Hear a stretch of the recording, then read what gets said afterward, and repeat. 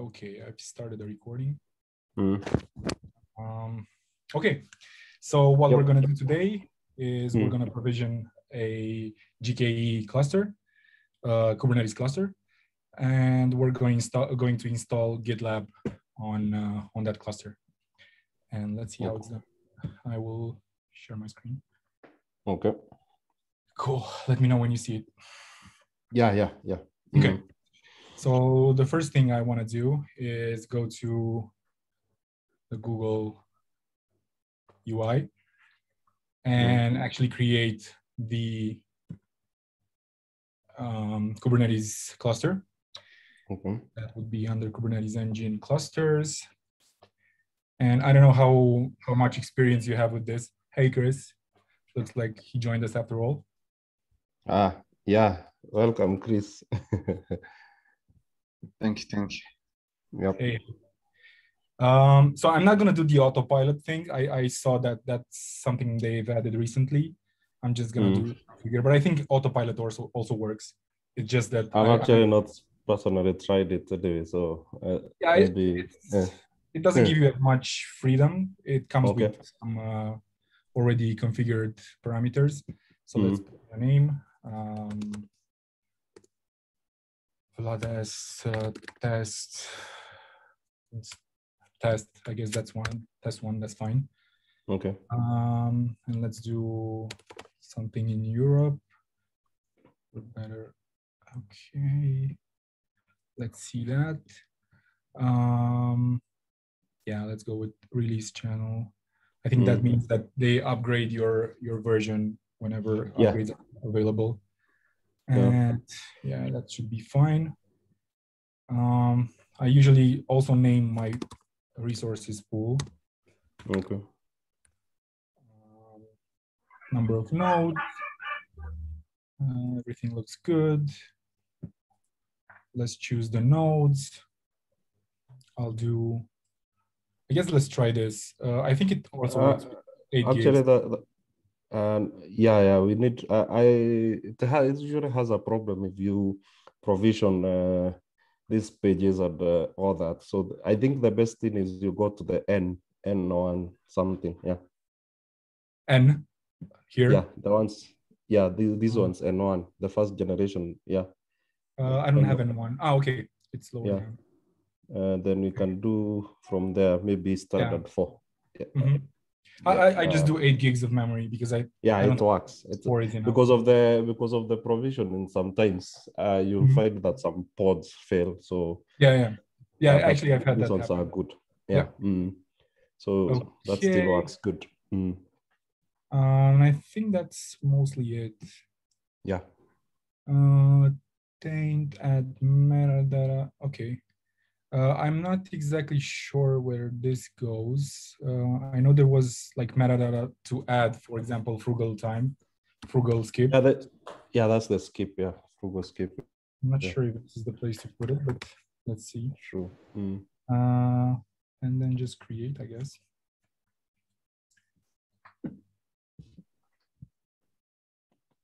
And while that is running, it's here. And you can also see it here as a status. Let's create an external IP because we're going to need that. We're going to use the static IP version of the install.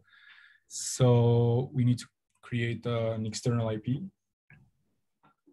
Reserve static IP. We're going to call it blood test something.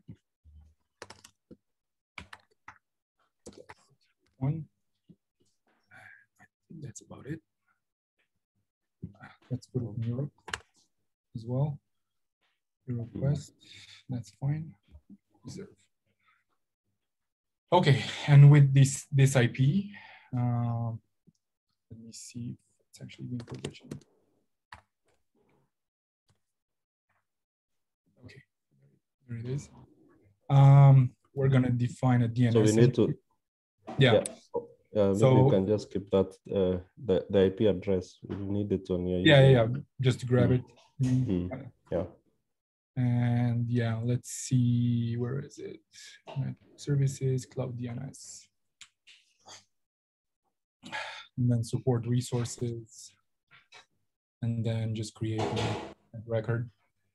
I guess blood as test 1, which will be my DNS entry, and then the IP is the one that I've copied from the external static IP. And that should be it.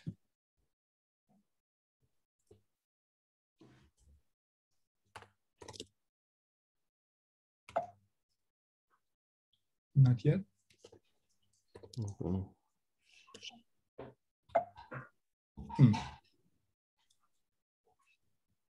Let's actually look for it. Maybe it's on a different page. Yeah, it jumped over to the next page. So there it is. It's being completed. Yeah.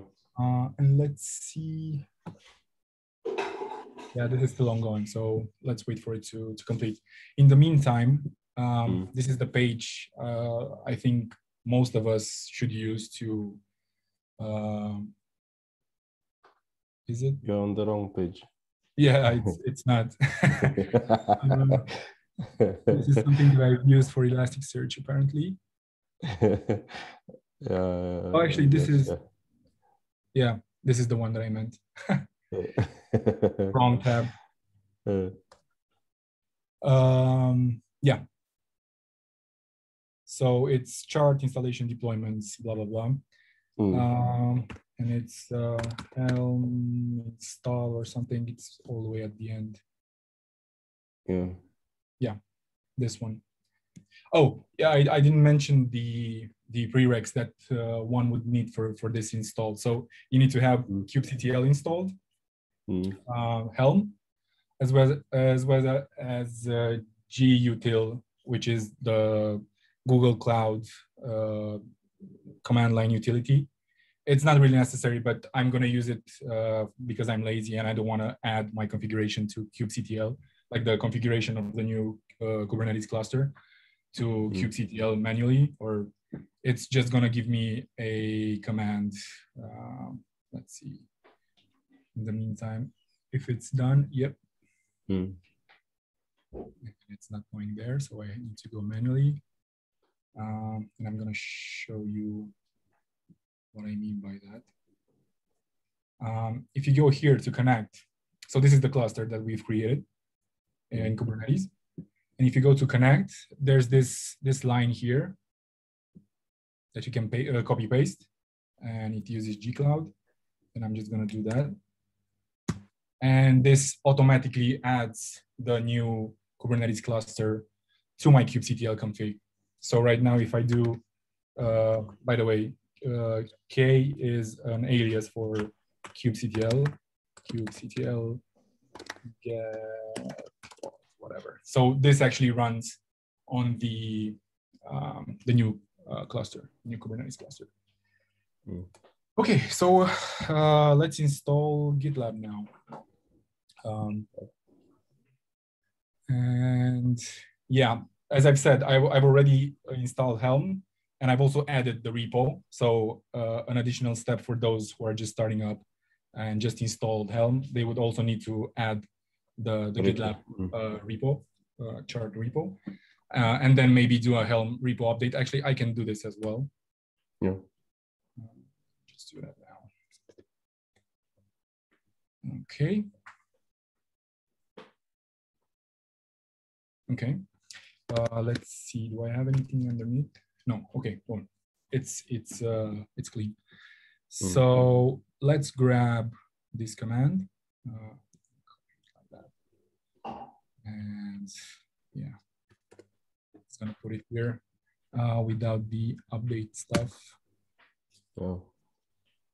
So timeout, it's explained also in the docs, but this means that every component will need to install in under 600 seconds. If that one single component goes over, the command will fail. So it's not the entire flow, not the entire GitLab, but the various resources that are spun up need to be under 600 seconds. And then here we're gonna have to put in the stuff that we've created. So the domain and all that other stuff. So let's see. I guess I could grab them from the DNS entry. Yeah. Both of them. So the DNS and the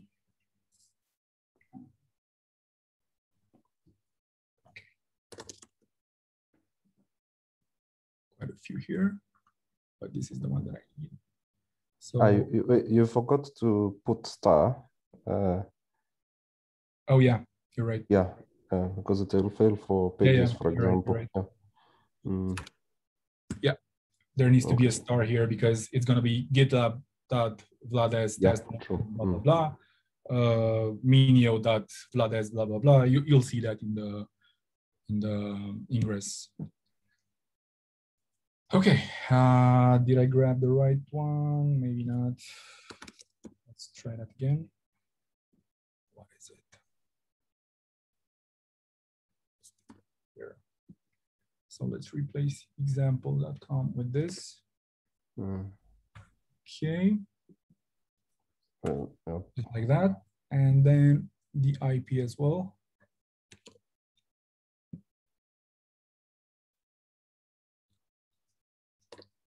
Oops.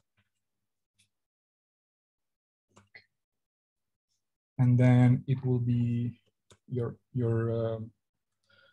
email address. So mine. This is for the SSL. And I think there's other stuff that we might want to explore, like, I don't know, the version. For example, yeah, we can use version. You can also use, probably we can also think about if you want to enable pages, Grafana, and all those things, they're not enabled by default. Yeah. Maybe, I don't want to confuse anyone too much. Just want to give them the bare minimum. The default, yeah. I mean, not the bare minimum, but yeah. Let's just get GitLab to work, and then we can do other stuff afterwards. True. So version mappings. So here is where you get the actual version that you would need to pass to this command to get the actual version of GitLab. So let's say you want 13.11.2, or let's do 13.10.2, for example, which is quite popular. We would just need to do this. I'm just gonna do it here so I don't do any extra spacing or whatever. Version like that. Maybe equal, actually. Yeah. And then maybe a good idea would be to create a namespace. You could install it to default, but I think it's a good practice to do it under a namespace, especially considering when you're trying to, I mean, if your install fails or you fail to uninstall it, you can just delete the namespace and most of the stuff will be deleted. So that's kind of why I do a namespace. So that's actually, maybe just to add on that, the namespace is important because even the way the pods will be named, they will be named with that specific namespace. So yeah, you're right. It's why it goes into the name. Yeah. Actually, the recommendation is actually use maybe Gitlab or something. I think it's the default in the documentation.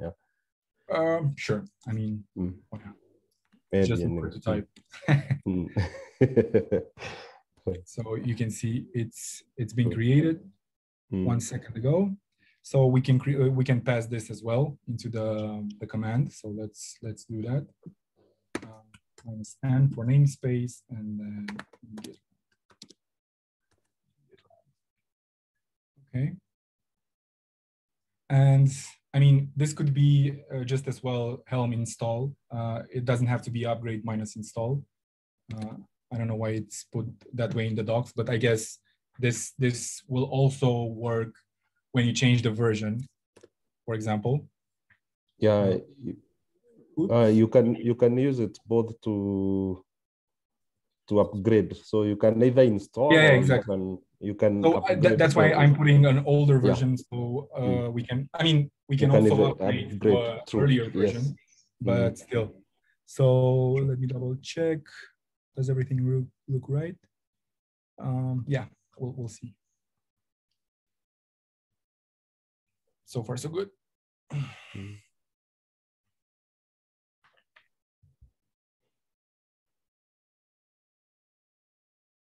Yep. Those are normal. Doesn't mean they're errors. I think Sylvester is actually working on removing some of those. Yeah, I am actually. We are almost done with most of them. Yeah. Yeah.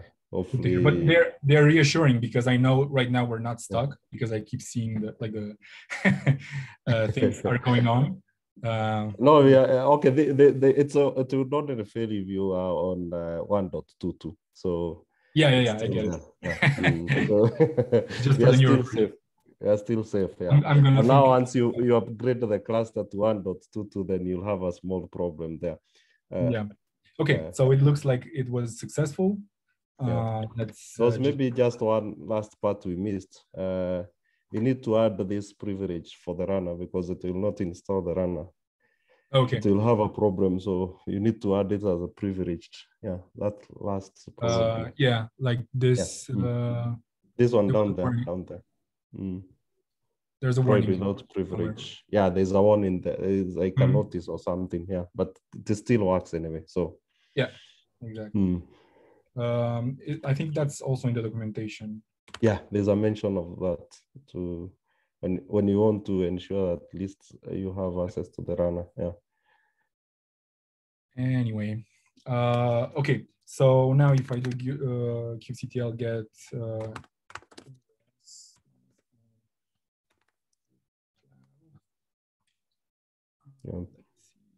over, okay. A bit of things there. Yeah. So that should be our URL. Yeah, that one there. Yep. But it's still creating. Yeah. That's why I didn't recognize those. So okay. What they were. Yeah, the ones. I think it's the load balance that is being generated. They'll actually disappear after a while or something. So we have the IP, so should be okay. Yeah, this is to create, so it's not ready yet. Yeah, we'll just wait for a bit.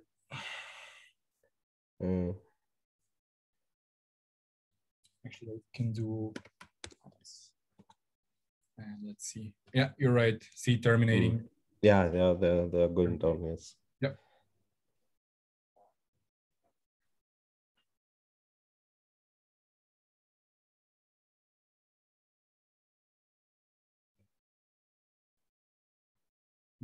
Okay, terminating.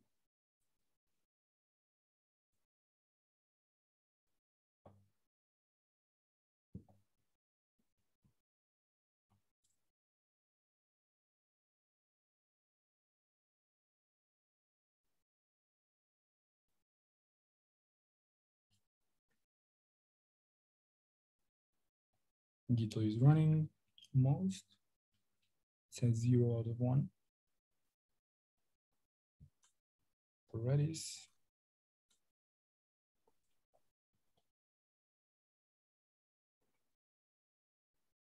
Huh? You need the error.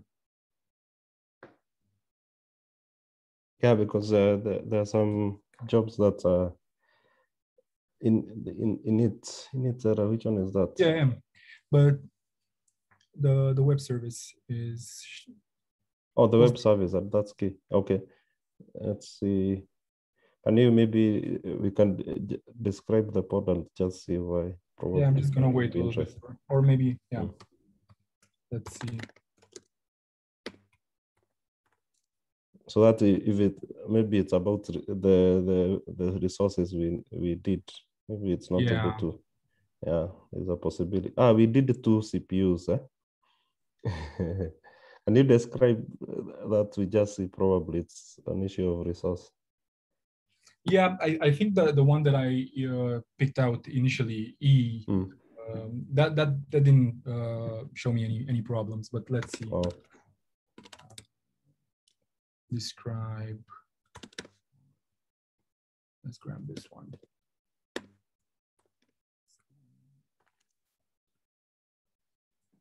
Let's see what it says.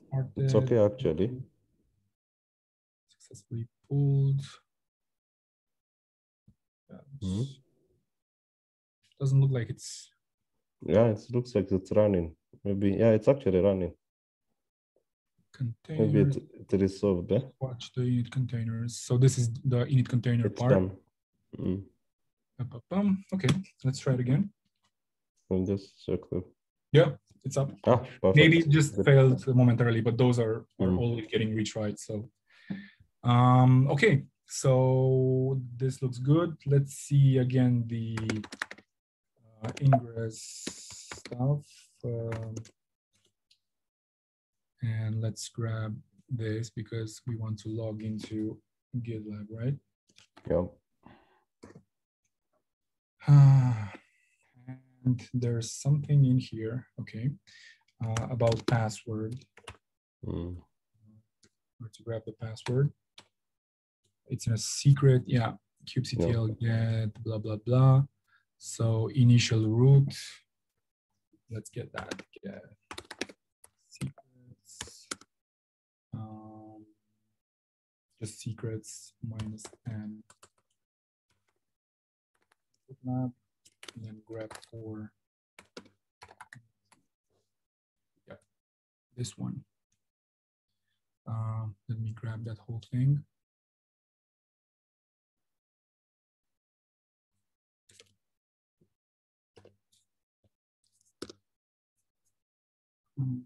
Yeah.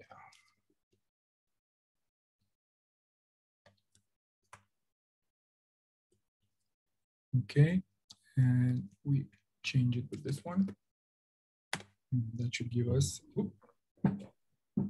You need to go to get secret n, as in the namespace. Oh yeah, right. Sorry. Will that work there? There's that's wrong. Just should be inside. Yeah. Sorry.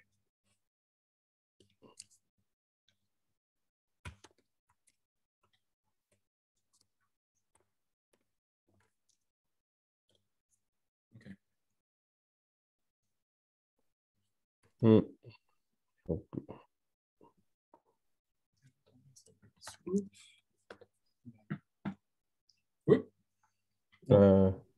There's something you did there that I'm not quite sure. The echo n.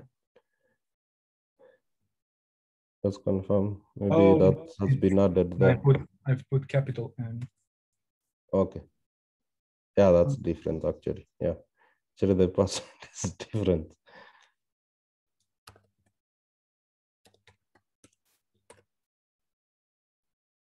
Okay. Good. Cool. So yeah, this means that we have a running Kubernetes cluster on, actually, let's see that, LMLS minus n GitLab. Yeah, status deployed, chart version 4.10.0 and app version 13.10.2. And actually we can do the same thing, but we can change the version. Yeah, we can upgrade the actually. We can also downgrade. That's the thing. That's something that's that didn't occur to me, but it's relatively easy with Helm. Let's say we do 4.9.7. Yeah. That should work.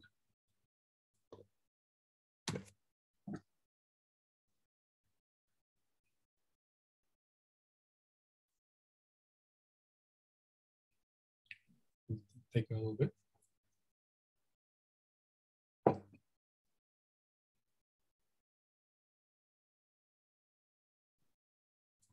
.4.9.7 was what version? 13.9.7. Your correspond.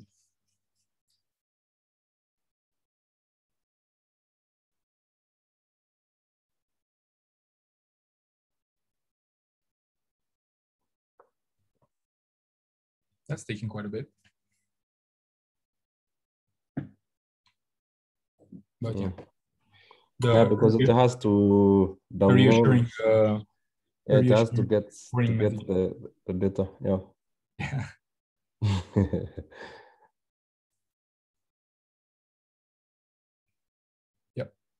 And if we do,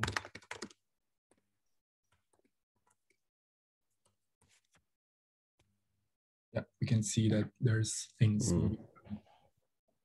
And if we do Helm ls, that's mine.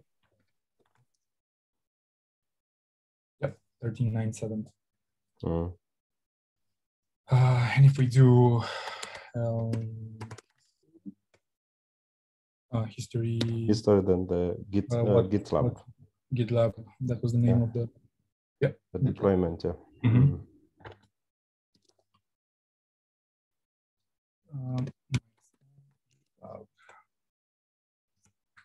We can see that we were first on 13.10.2 and now 13.9.7.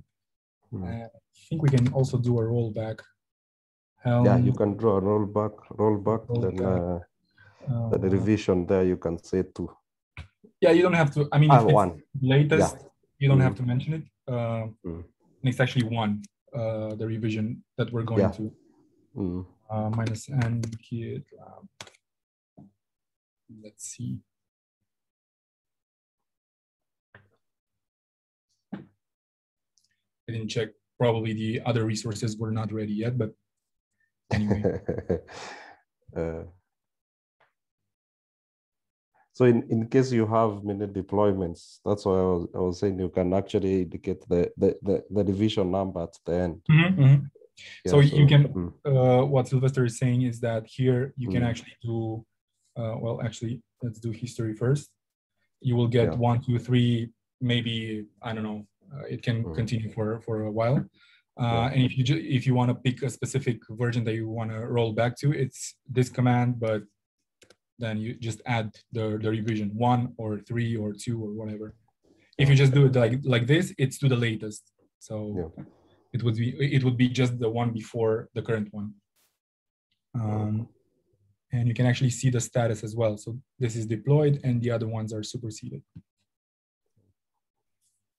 Okay. Yeah, I think that's kind of what I wanted to show on the recording. Is there anything else that might be interesting? Case? Just to mention, depending on your cluster, these warnings may appear or may not appear. We are on 1.19. So if you are on a lesser version of Kubernetes, you may not see these warnings that you are seeing here because the duplication was from, yes. Yeah. So I guess that's about it. Yeah. And yeah, also, if you just want to install the latest version, you just need to exclude it. Just do this. And this will install the newest GitLab version, provided you've updated the repos initially. So this command right here, where is it? This one. Yep. So, maybe one last thing. What if I want to clean up? How do I ensure that I... Right. Yeah. And actually, I've tried this a few times. I just pressed enter on the newest version. Okay. 1 minute. But yeah, that's simple. That's Helm delete, and then the name of the deployment. We'll see that in a second. Okay.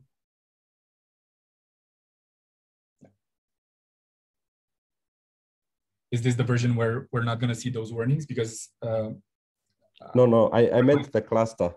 You see, if you look, we took the 1.19. So the version okay. You meant the version of Kubernetes. Of Kubernetes, yes. If you have like 17 or 16, you may not see some of these warnings. Yeah. Gotcha. I'm just mentioning because you may have a cluster that so it's just good to be aware that they will also disappear. Some of them actually are in the latest release. So right now we're on 13.11.4, which is, I guess, the latest in the chart repo. And we were saying, actually, let me just do pods minus n.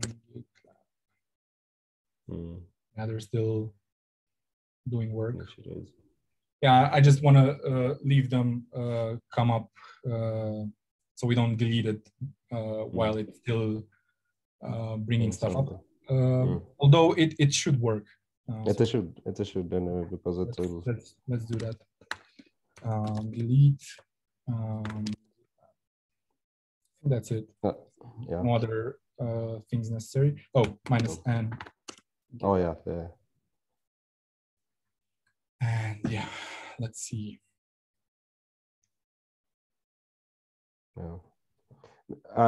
Maybe a quick note on this delete. It will not actually remove everything. So yeah, I was going to showcase that. Yeah, true. So let's see, pods minus Gitlab. That would be, there's obviously a bunch of stuff in terminating, but it's not going to delete all the resources. Like, for example, let's see secrets.